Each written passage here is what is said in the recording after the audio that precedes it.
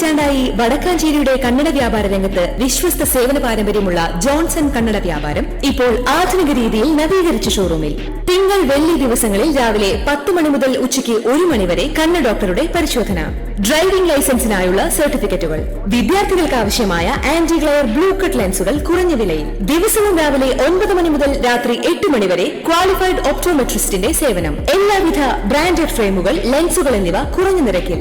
Johnson Kannada വ്യാപാരം, John's tower, divine ആശുപത്രിക്ക് എതിർവശം, Vadakkanchery. Phone 9496 347.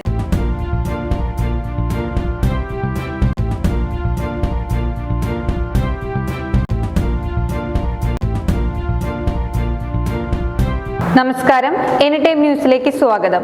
ഞാൻ Suryaprakash.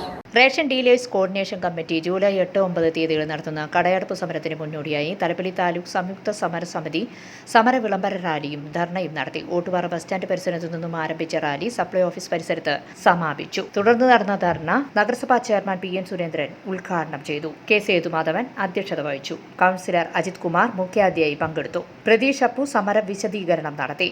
V Sreedharan, C Kannan Chettutty, V R Balaji, V Surendranathan, Sebastian Kecheri എന്നിവർ പങ്കെടുത്ത് സംസാരിച്ചു. News desk any time news.